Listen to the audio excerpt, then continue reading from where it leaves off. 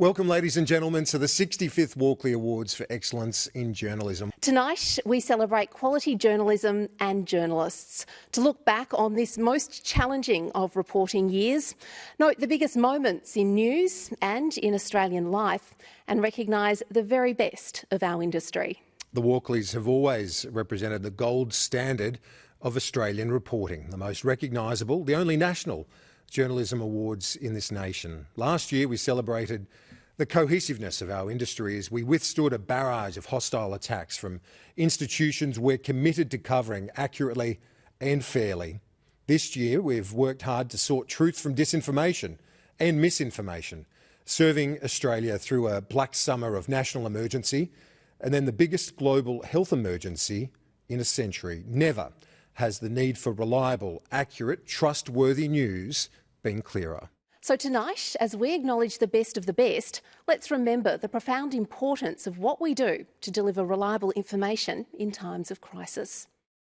As Australia's only national awards scheme, the Walkleys set the gold standard for best practice journalism. The breadth of entries in the 2020 awards highlights the Walkley Foundation's commitment to celebrating journalism from all media organisations in order to strengthen our democracy. The Foundation's key objectives are to recognise great Australian journalism, to support the elevation of the craft through the professional development of journalists, and to ensure the highest standards of governance of the awards and the organisation. We also aim to engage both the media and the public in the cause of supporting ethical journalism in myriad ways. The Walkleys have told the stories of our nation over the past year. Just as we champion excellence in journalism, we also are committed to good governance. The Walkley Foundation is an organisation of which the whole media industry can be proud. The Foundation remains strong and financially sound to deliver on our mission to celebrate and support great Australian journalism.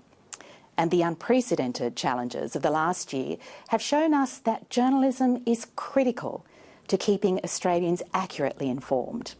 And this year's list of finalists and winners are a testament to the outstanding journalism that is so critical to our democratic process. Many media organisations, together with corporate and community partners, share our commitment to quality journalism. Your support is greatly appreciated and cannot be underestimated. And we'll feature those partners as we progress through tonight's ceremony. I'm always heartened, if slightly overwhelmed, when I see the array of excellent reporting and writing in contention for a Walkley Award, and the evident journalistic skill and determination behind every single entry. Judging over 1,400 entries is no easy feat, and we put a great deal of time and energy into ensuring that the first round judges come from all media organisations. I'd like to thank all the judges involved in the 2020 Walkleys for their time and effort. They made time in their busy lives because they believe the Walkleys are important. I'd also like to thank the Deputy Chair of the Walkleys Judging Board, Claire Harvey, Chief Executive Louisa Graham, and the whole team from the Foundation for managing what is really an enormous task. Given the challenges that I spoke about earlier, it is more important than ever to promote and celebrate the very best of what we do. And we all know that a Walkley Award is the measure of Australian journalistic excellence. Well, now to the awards. Gold, gold, gold. That's what we're celebrating now. The pinnacle of journalism, the Gold Walkley. Our winner tonight will join a very exclusive club. Some alumni include Hedley Thomas, Ron Tanberg, who have both been decorated with 2 Gold Walkleys each, and Jenny Brocky, Kate McClymont, Joanne McCarthy and Adele Ferguson, to name just a handful. Gold Walkley winning reporting has revealed the cruelty of live cattle export, uncovered sex abuse within the Catholic Church, and led to the imprisonment of the notorious butcher of Bega, gynaecologist Graham Reeves. And last year's Gold Walkley winners Anthony Dowsley and Patrick Harlian from the Herald Sun, with their expose on the Lawyer X Informer scandal, demonstrates the far-reaching impact that journalism can have on the police, the judiciary and politics. The winner of the Gold Walkley will receive Qantas business class flights up to the value of $10,000 and a shiny gold trophy, which will certainly turn heads at airport security. And the 2020 Gold Walkley goes to Mark Willesee and the ABC Investigations Four Corners team.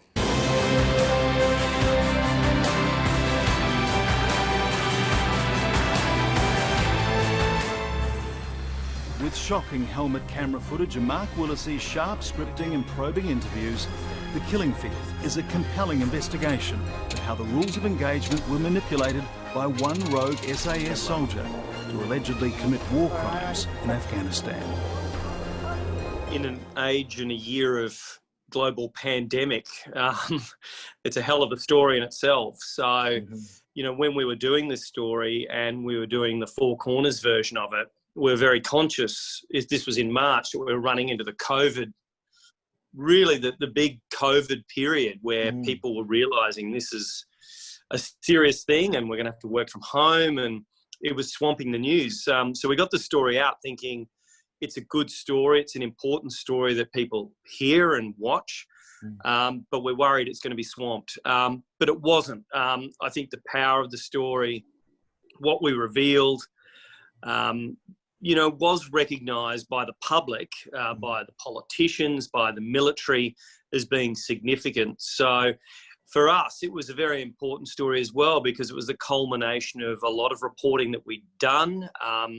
It was a situation where we thought, you know, this story needs to be recognised for what it is, and that is, you know, probably the first time an Australian war crime's been caught on camera, and also a very, very brave SAS patrol member prepared to go fully identified on camera and talk about 3 killings that he saw.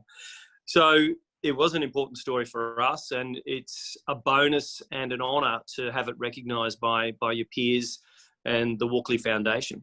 I'll make special mention to my investigative unit head, Jo Piccini. She supported pretty well everything with this story from day one. She was the one who told me, get on this story, get it done, go where you have to go, do what you have to do, meet who you have to meet. So Jo, great boss and a great mentor for me. Sally Neighbour and Morag Ramsey from Four Corners just backed the story from the hilt and said, look, you just go and get the story done. We'll get it to air. And look, I think a lot of investigative journalists and journalists who've been correspondents or just journalists who work hard, which is all of us. There's a group that really you need to pay tribute to all the time. That's your family. So for me, it's my wife who's followed me around the world for 25 years. My 3 kids, Nina, Kate and Eva, who put up with their dad being away in strange places that he can't talk about for weeks sometimes. And also just my colleagues in ABC Investigations, Alex Blucher, Rory Callanan. Yeah, they're just a great team to have around you, and couldn't do without them. Congratulations, Mark and the team, and all tonight's winners. And you can read and view all of the winning stories on the Walkley's website, walkleys.com. Now to Outstanding Contribution for Journalism. This award recognises the achievements of a person or group for outstanding or enduring commitment to the highest standards of journalism and is chosen by the Walkley directors. Previous winners have included Sue Spencer, Peter Grester, Sean Dorney and Caroline Jones. This year's winner is Ross Gittins. Ross Gittins is the guru of explanatory journalism. Arguably in the field of economics, he is also the father of the genre in Australia. For more than 40 years, Ross has made economics and public policy a must-read by making it accessible. His ability to demystify complex and technical topics to help his readers understand economics and decide whether they agree with particular policies is unparalleled. In the newsroom, his presence is felt with his signature white sneakers and generosity as a mentor of so many generations of journalists. Anyone who has been taken under Gittins' wing is snapped up by newsrooms around the country. Besides analysis, Gittins has written 10 books, including Gittonomics, Gittins Gospel, The Economics of Just About Everything, and The Happy Economist. I've been working at the Sydney Morning Herald for 46 years. It's the entirety of my career as a journalist.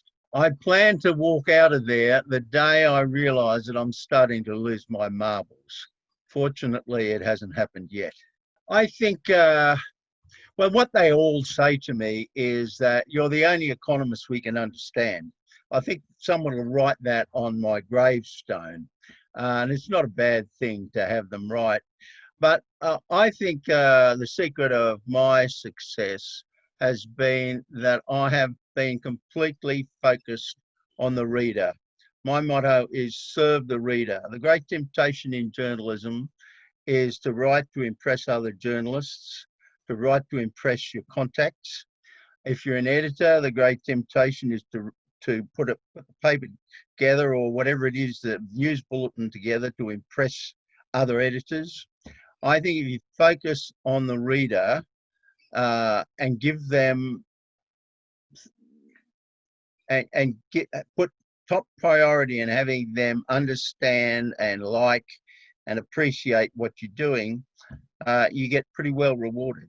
Well, I think one of the things that's good about it is that it is a recognition of the contribution of economic journalists and economic commentators. And I might be wrong, but I don't think many people before me have had a recognition from the Walkley. But when I talk about recognition of economic and financial journalism, I have to pay my respects to Adele Ferguson, because she's had plenty of recognition. She's the person who's, I believe that all journalism should be investigative.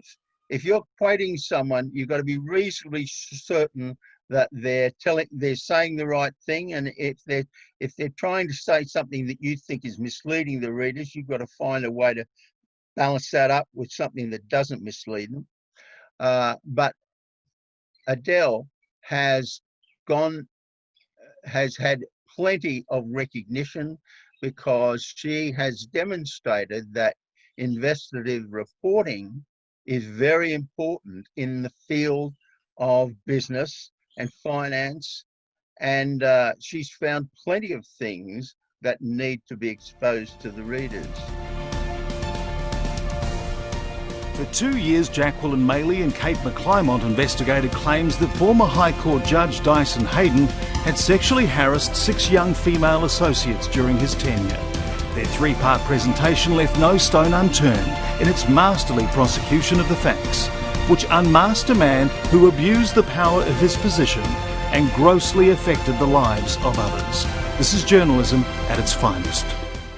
One of the most important feedbacks has been in the actual institutions themselves, such as every judicial authority, the New South Wales Supreme Court, the West Australian Supreme Court, etc., have all introduced sexual harassment policies. They've all, created pathways for people to be able to complain. And the thing about this story was those women had nowhere to go. And it is also interesting that a whole group of senior female barristers have demanded, further action be taken in this field, which has been a good thing. It's really exciting. It's really nice. It is so wonderful to be recognised by your peers. And, the Walkleys are the pinnacle of Australian journalism, so nothing could make you prouder of. Yeah. And it's also nice to share. It's so nice to win with Kate. We have really enjoyed working together. It's been great. And the fact that we were recognised and had this award together, I feel really proud and privileged to have that, to share that with Kate. And it's just really exciting. Like, you get all this feedback, and people, outside the field of journalism notice it. It's very meaningful, and it's prestigious. It's been lovely. Our 2 women, Chelsea and Rachel, that came in the first place, they have been so lovely and have said how much they appreciated the way that we told the story and that we gave them some of the dignity that they had been stripped by what they had gone through. So that was really nice. Yeah. The investigative work of Nina Fennell and the Let Her Speak team held state governments to account and drove legislative change. Their work included compelling case studies that showcase the ongoing trauma caused by silencing victims through the use of the law.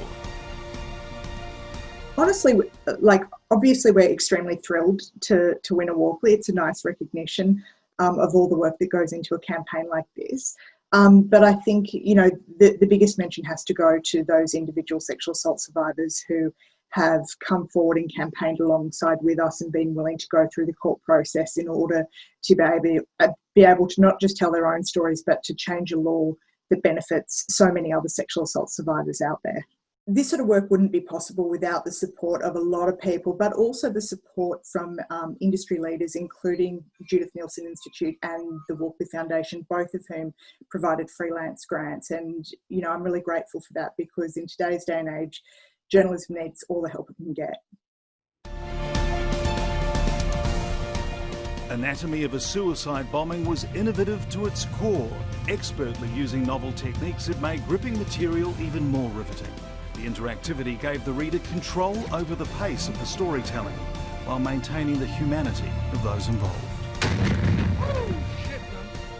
It's really great to be recognised for this one. It's a really difficult subject matter. It's something that is very difficult sometimes to get the audience to engage with. So to have also our peers recognise it is fantastic.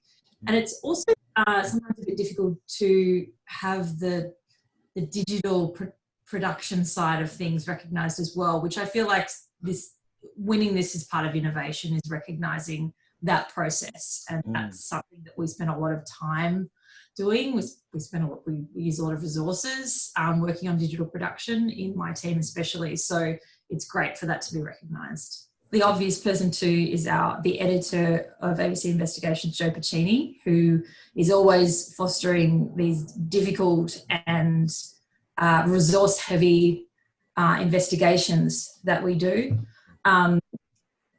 Obviously, Dylan and Suzanne, who've worked together on a lot of stories in the Middle East as well, in very tough conditions, and work with contacts over years to get these kinds of stories. And in this case, I think this is another example of that. And then within this, like Alex Palmer, our designer, you know, the quiet assassin, really, he puts in the hours, he makes it happen. And he worked with the developers well. The developers on the DSI team are outstanding.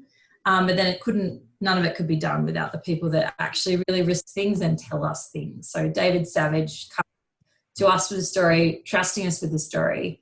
That is that's the cornerstone of everything, is the people have to trust us to tell their story in the best possible way. Anthony De Sigley's body of work showed his ability to grab attention and capture the story in one perfect headline.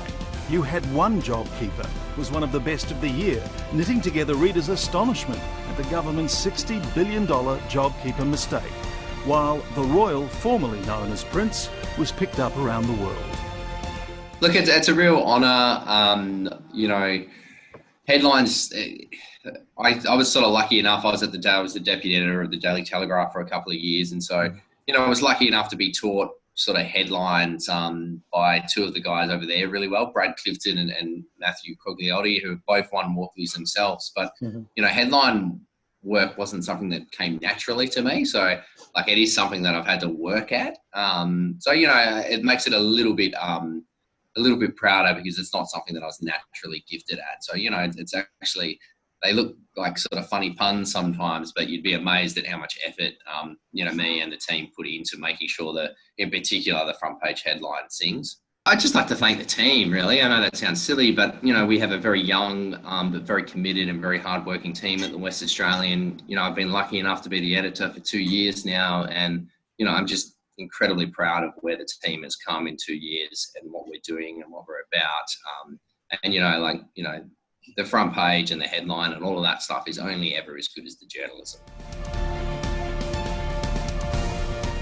Russell Jackson's captivating feature on Robert Muir turned history on its head and recast the public view of a man who had become a caricature in football folklore. Exclusive, beautifully written and undeniably newsworthy, the piece exposed a racist underbelly and told a very human story. I mean, it's a huge honour. I've never really been someone who's focused on awards or things like that, but the nature of the story that I wrote, I suppose it was about someone who'd really gone unrecognised in his life, and for the first time, of anything I'd written, it felt like it would be a good thing to nominate it for some awards, because, like I said, he'd just sort of gone without throughout his football career, and never won premierships, never won best and fairest trophies because he'd been suspended so many times. So to me that's been the most gratifying part about winning a few awards, is that it's also a reward for Robert. I think what's been unusual about it is that it prompted immediate apologies from some of the organisations involved. I think a lot of people at the higher level of football realise that, that they're not all the way there on these issues, and that they're not even fully aware of some of the things that happened in the past. And I certainly think that was the case with Robert's story, that a lot of people, it had just been forgotten. Liam Mannix's The Perfect Virus was part explainer, part investigation.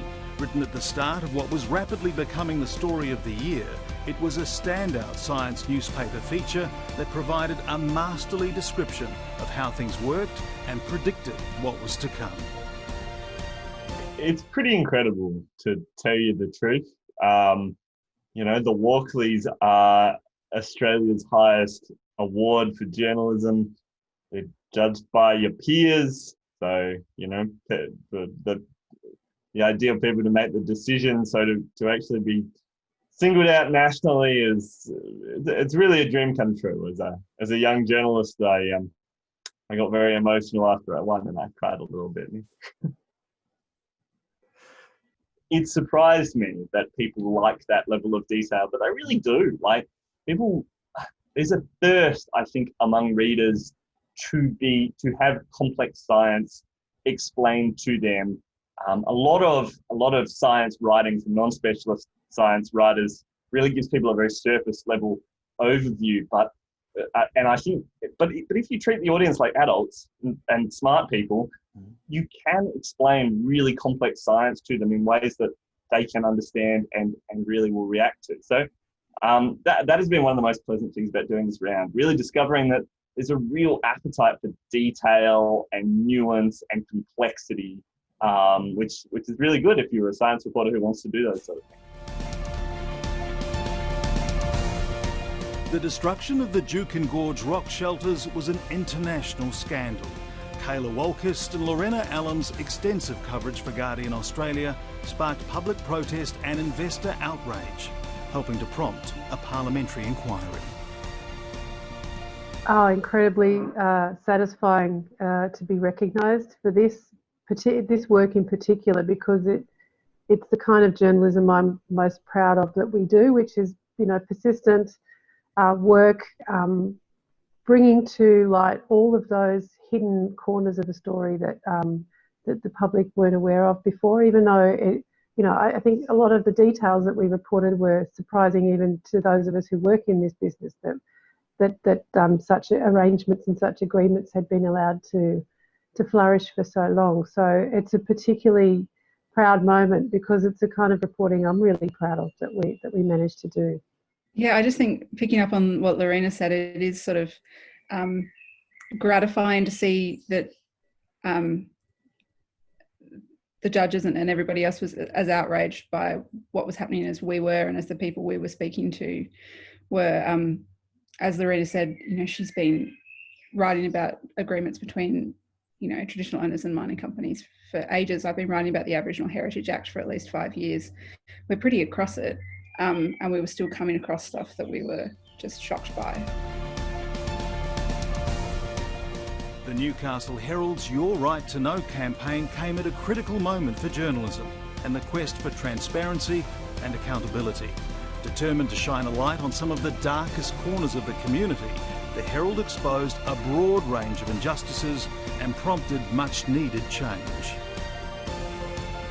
We all feel a great sense of achievement, but at the same time we all recognise that it wouldn't have been possible without an even bigger number of people helping us to achieve what we did. This project would not have been possible without the exceptional journalism of Joanne McCarthy and the Judith Neilson Institute, who gave us financial support to get this project on the road. Then our editors, Chad Watson and Heath Harrison, our deputy editors, Xavier Muddling and Matt Carr, and numerous people in the newsroom who either contributed or assisted us to achieve what we did.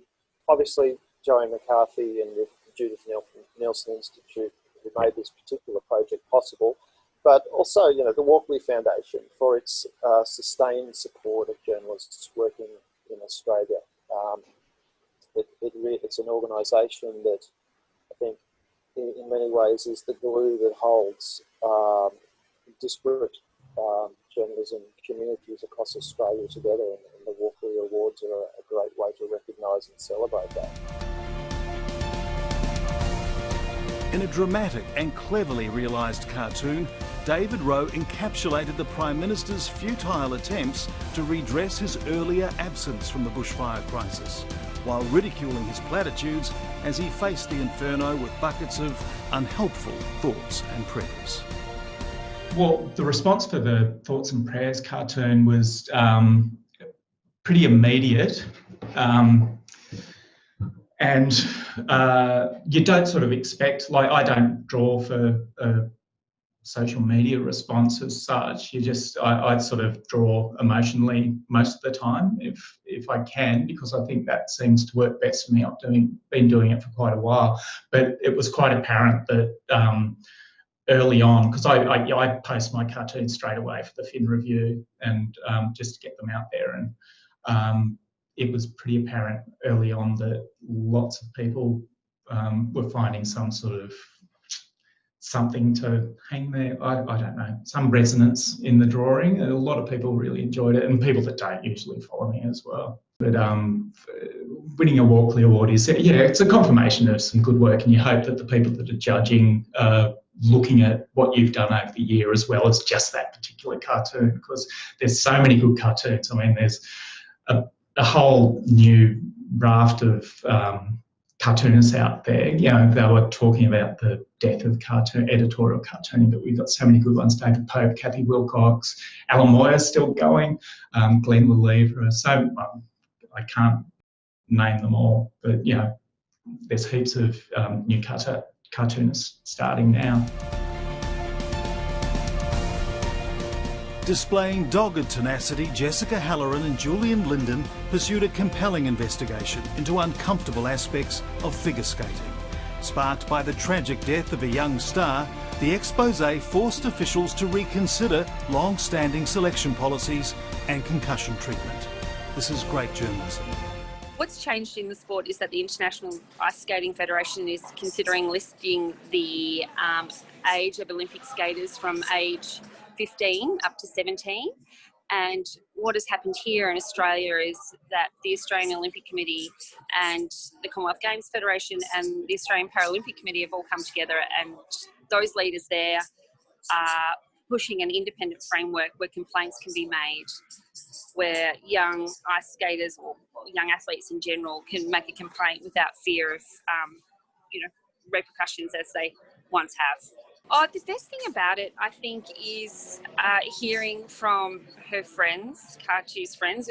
One in particular, she called her Australian mum, Belinda Noonan, who was just so overwhelmed with the fact that her Kachi's story had an impact and had created some change. And that, to me, was the greatest thrill, seeing that have some meaning with, people Kachi loved. From the splattering blood to the displays of strength, Sam Rutten portrayed the drama, emotion and brutality of the UFC, producing an exceptionally detailed collection of images that speak to his knowledge of the sport. But essentially, you know, MMA is the combat sports from the Olympics sort of put together: judo, boxing, wrestling, stuff like that. So to have that in the mainstream media,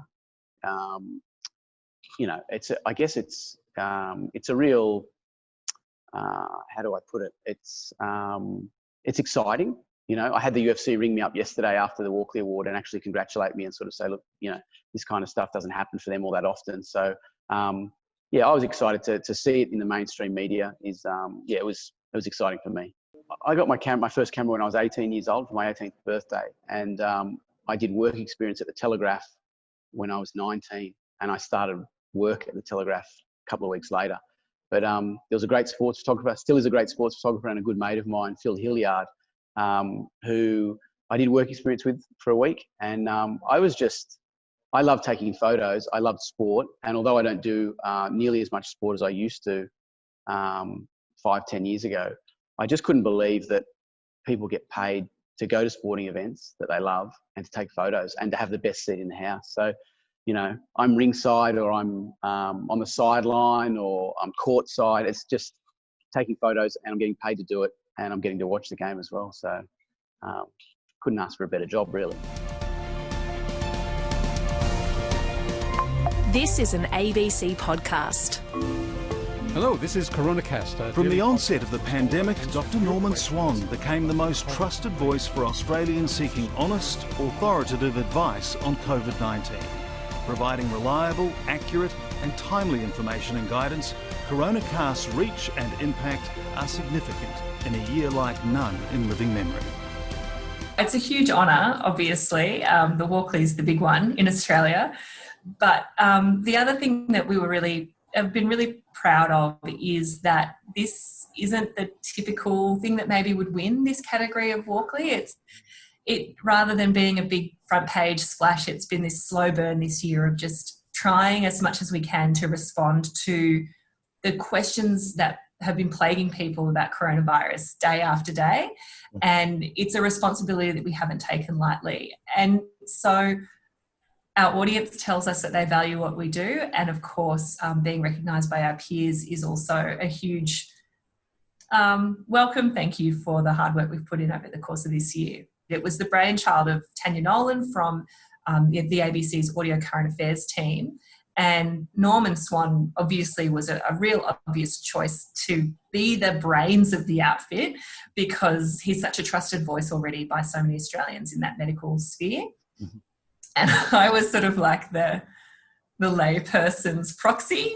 Even though I'm a health reporter, I don't have, I'm not a doctor. Mm-hmm. And hopefully sort of bringing the two of us together was bringing some knowledge and helping people sift through the just incredible amount of information that was just it was like a fire hose at that time especially, and people were so desperate for information, but on the other hand, so anxious and overwhelmed. And so the idea was that we would just have a 10-minute investment each day of your time to bring you up to speed and help you feel equipped to handle this. I mean, unprecedented is such a cliche, but it truly is, like these just crazy times that we're living in.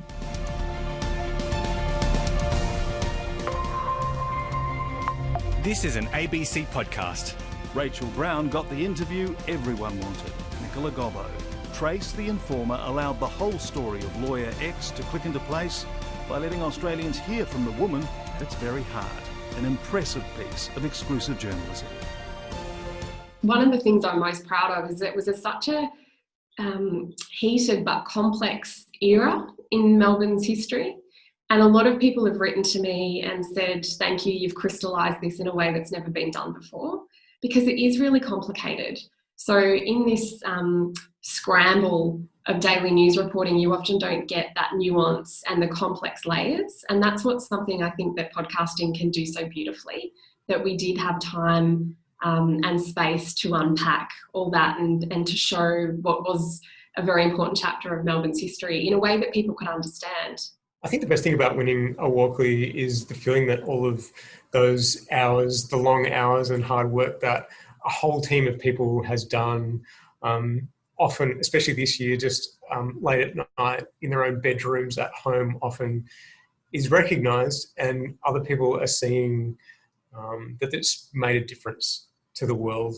Sometimes when you're slaving away on a story into the wee hours in your bedroom because of COVID, you wonder whether anyone's going to notice that extra work that you put in, the hard yards that you did on that piece.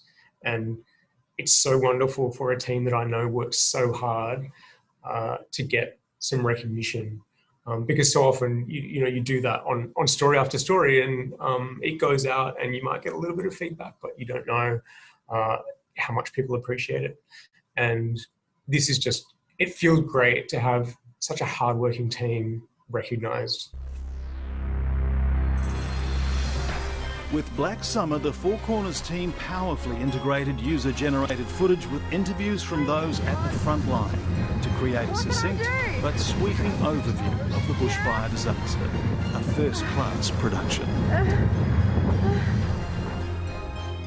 I think, there's something about winning the production category as a producer that I think it's sort of, it acknowledges and recognises the work that we do, and that is really a lot of the kind of the visual elements, the storytelling elements are really important to connecting stories to an audience. And I think winning in this category also recognises what a team effort it is to make a program, and also the digital component of the story, which was equally as important. Four Corners is always a team effort. Nothing goes to air or is produced for online without really a lot of work from a lot of people. And I think this category really recognises not only the work of producers but also editors and our digital team.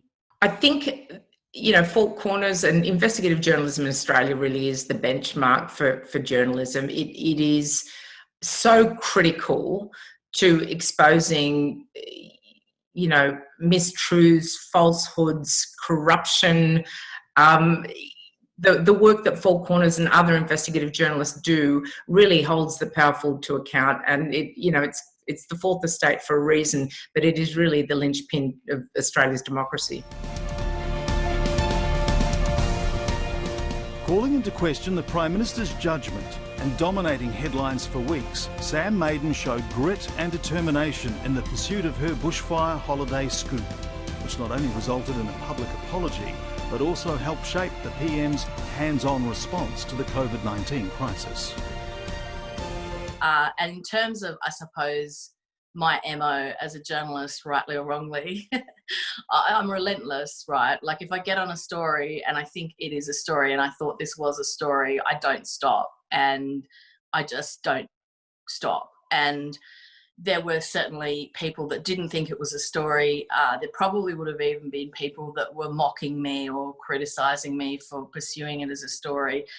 And, I didn't care because I could tell from the reader reaction, the social media reaction, the number of people that were reading the story, that people were really interested. So I let myself be led by that.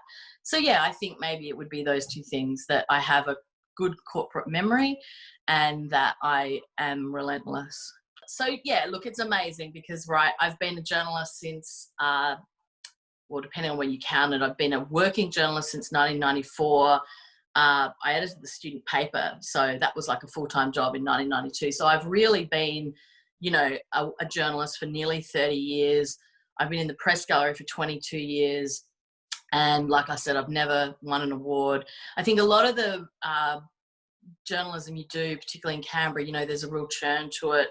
And, a story that might be big for 3 days or 4 days in Canberra might be a great yarn. You might break stories like that all the time, but they're not big enough to win a Walkley, if that makes sense. And so Walkleys, there's always an element of luck involved as well, right? Like, so obviously there's hard work, and then obviously there's breaking the story, but you've also got to somehow jag something that is just explodes, right? And you can't always control that, right? There is an element of luck.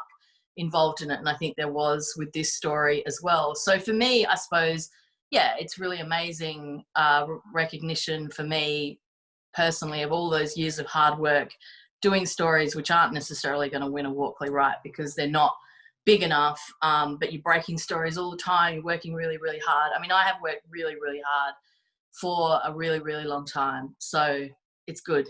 Thank you, Walkleys. I'm pleased to have won one. The breadth and depth of the ABC's exceptional multi-platform coverage showed the strength of the national broadcaster during a crisis. Comprehensive, reliable, and at times life-saving. It was a brilliant job. Well done. To give you a sense of the scale of the coverage, between October and January, the ABC published 1,200 bushfire-related stories on our website. We regularly ran on the big fire days, rolling coverage on the news channel. Across the nation, ABC Radio ran 953 emergency broadcasts over the season, which is about triple the normal number of emergency broadcasts you'd expect over that time. So it gives you a sense of the number of people who would have been involved in the coverage across the country, really. Producers, presenters, reporters and camera operators in the field. These were people who were working around the clock, and they were working towards all of that coverage. So our fire crews in the field had all of these filing obligations on them. They were sending pictures and information into our live blogs that were running on our webpage. They were doing live crosses on the news channel. They were providing emergency information to our broadcast teams in radio to provide vital and sometimes life-saving information to residents in local areas. And they were, of course, working towards our TV 7 p.m. coverage in the evening to give the entire audience a sense of what was going on across the country during that time.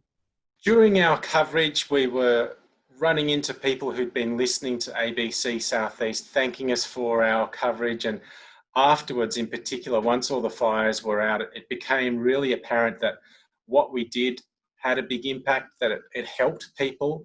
I was approached by people in the supermarket who were tearily thanking me for our coverage, which was actually really nice. It was great to know that what we do does matter, because at the time you always feel like it's not enough and you want to do more, and you feel like what you do isn't really on a par with, you know, anyone who's out there actually in front of the flames. So it was nice to have that recognition at the time. Michael Rodden's investigation of AMP's promotion of Beau Pahari 2 years after he settled a sexual harassment claim by a female subordinate was outstanding. Rodden's thorough research not only exposed the culture at AMP, but also threw the spotlight on the board and its role, resulting in the resignations of some of the country's most powerful business figures. The piece was important because although there had been instances of sexual harassment in the business community reported before, say David Jones, this one really sort of crystallised the Me Too movement in corporate Australia, especially around how it deals with previous instances of harassment when you're considering elevating executives to more senior positions in charge of more important roles of responsibility, and the nature of non-disclosure agreements and how they actually affect people working under those executives. It's sort of, not only is AMP sort of one of Australia's most sort of recognisable companies, it's one of our oldest. It's 170 years old. It attracts people of a calibre that few other companies do. The chairman at the time, David Murray, was the former Commonwealth Bank CEO. He was the former chairman of the Future Fund. He led the government's financial system inquiry. Another board member, John Fraser, was the former Treasury Secretary. It has a unique ability to attract very powerful people, and both those men resigned following the reports that I wrote. Another executive resigned in the midst of all this, amid allegations that he was sending inappropriate photos to colleagues. And the man at the centre of the reporting Bo Bahari, who was the chief executive of AMP Capital, was demoted from the position after he'd been promoted to it just 6 weeks earlier. So we've already seen it sort of filter out. A month or two after I started writing, Australia's biggest insurer, QBE, sacked their chief executive in very unusual circumstances, and it was tied to communications that he had had with a female subordinate.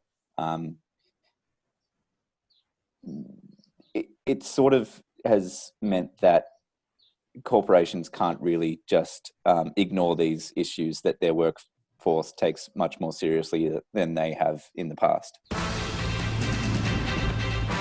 Adam Bavino took us with him into the chaos and rioting on the streets of Minneapolis, capturing the attackers, the victims and the police. Panning to each scene as all hell broke loose around him, Bavino produced exceptional breaking news camera work. Minneapolis, now the centre of the country. I was honoured and floored, particularly for this story. In my whole career, this has probably been one of the most confronting and intense stories I've ever had to cover. We sort of left in the middle of the night and then worked all day.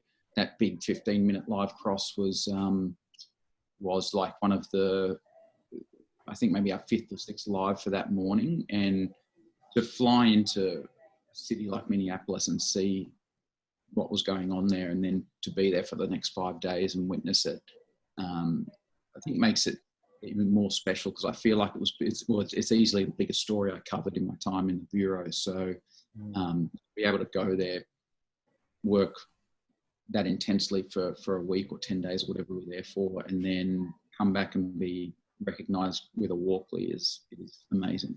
And I should probably apologise to my fiancée for the hundreds of phone calls and text messages she got when I was going through all that.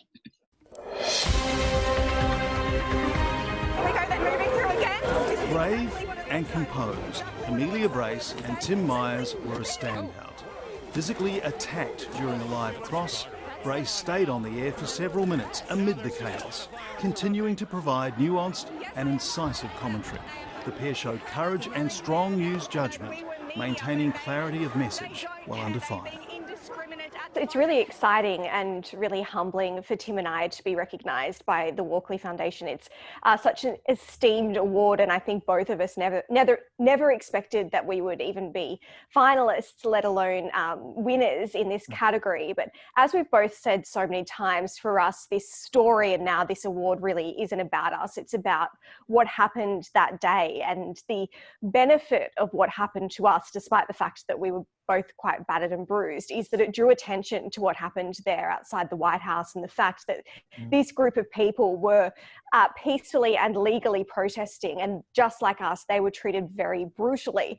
And I think it also draws attention to the role of the media, and the fact that if we weren't there right in the middle of it, in the front lines, people wouldn't know what truly happened that day.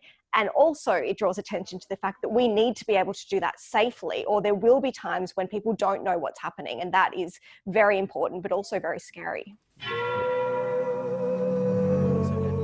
The feed team told a beautiful story in a captivating manner, thanks to great characters, engaging music, outstanding camera work, witty editing and excellent narration.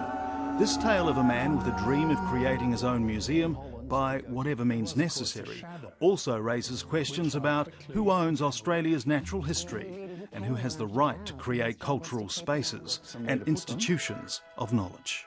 People will see what we do.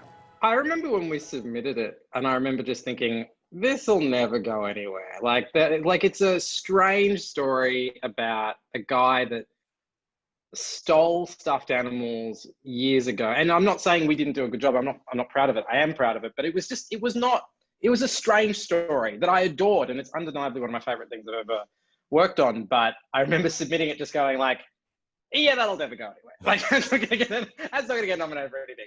Coming back to it, I realized that actually there was a lot of thought that went into it. And a lot of like very careful decisions about how we balance out the story, because it is a complicated story with some pretty, and a hard story to explain to the audience why it matters was the other thing, because on one hand you could argue that it's a pretty frivolous topic, but it matters to the characters and it matters to one of the most important oldest institutions in Australia. And it speaks to a much bigger idea about our culture, our natural history, and who gets to own that. In a year of such pain and loss, and lots of times where I think a lot of people were struggling to connect and struggling to keep engaged, I'm proud that we made something that was a little bit of relief. The faceless man lifted the lid on the inner workings of the Victorian ALP, including the exploitation of unsuspecting members of the public in the pursuit of power, and the use of influence to play puppet master behind the scenes. The stunning evidence of alleged corruption and branch stacking forced the Premier to sack ministers and the Federal Labor Executive to seize control of the state party, gripping television. I think what any journalist is most proud of is, and what we aim to do is have impact and to make our journalism matter. And so much of what we do, while we put our hearts and souls into it, doesn't matter. It's passed over very quickly.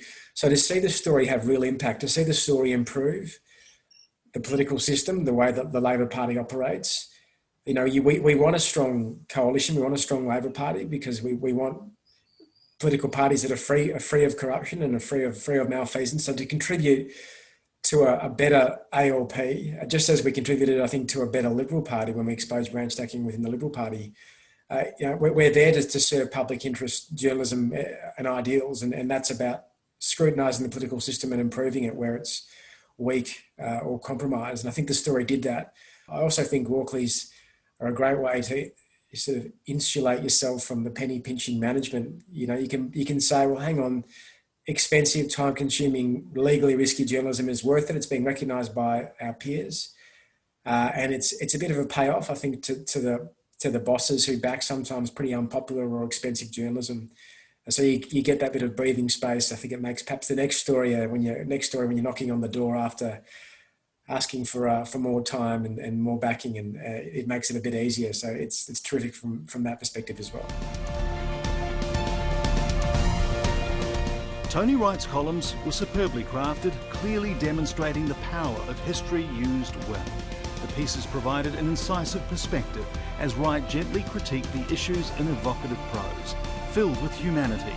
They were also thoroughly enjoyable.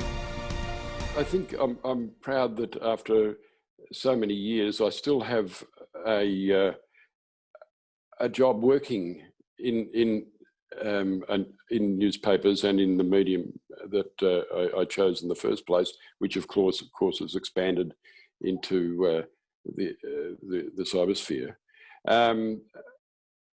I think the idea that I am fortunate enough to work for an organisation that still employs journalists, and in fact, during this whole period, the organisation for which I work didn't put people off, didn't cut our hours, kept us going, and therefore I was able to see that there is still that hope remaining that our craft continues, and that I'm privileged enough to work in it.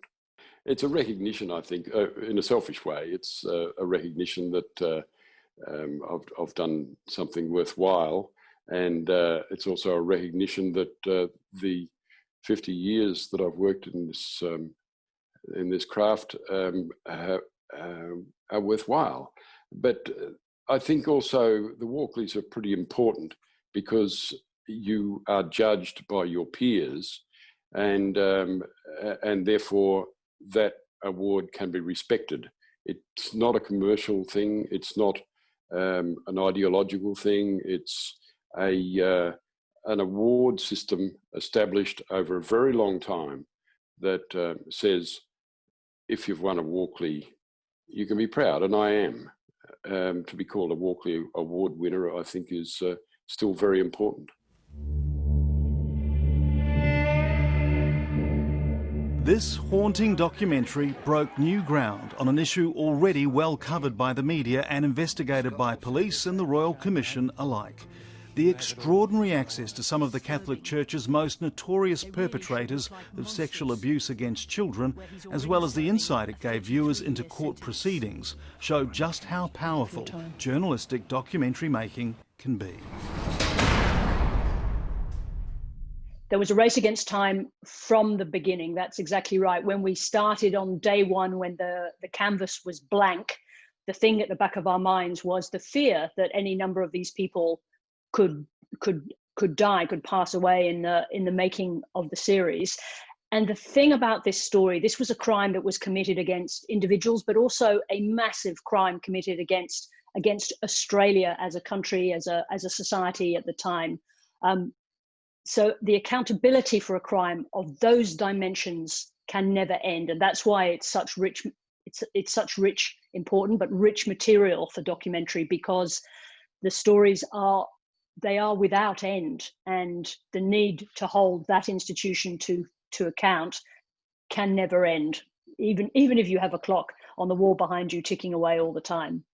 The award for Revelation, apart from for the team members, because there's nothing like working with a small, highly skilled team, but this award really does validate those people who had the courage to take part, and I'm talking about the victims in this case, to tell their stories face to camera, something so personal, so private, so full of harm.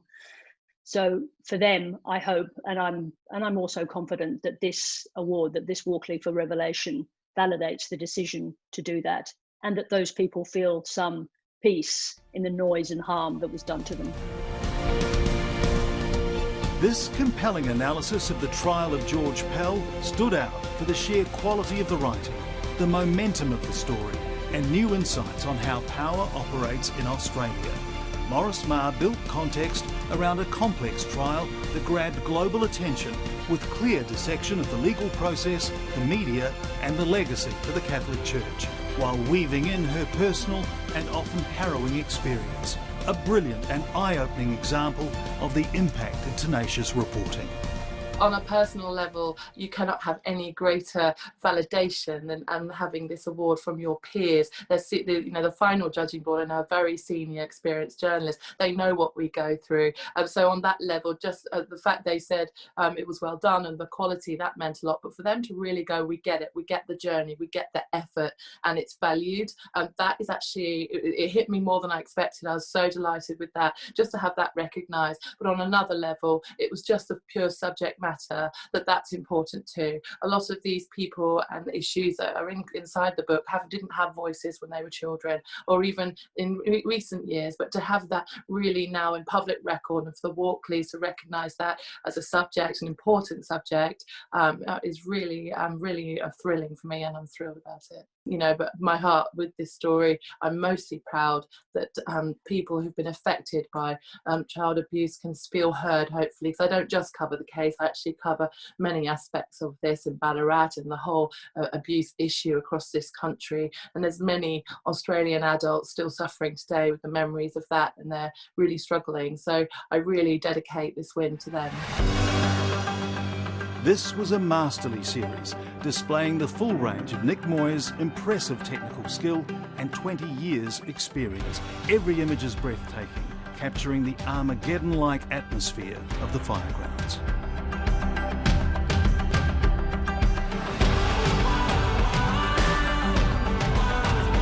I actually think it might be a special one. Having been on the board myself, I know that there can be essentially news events that come along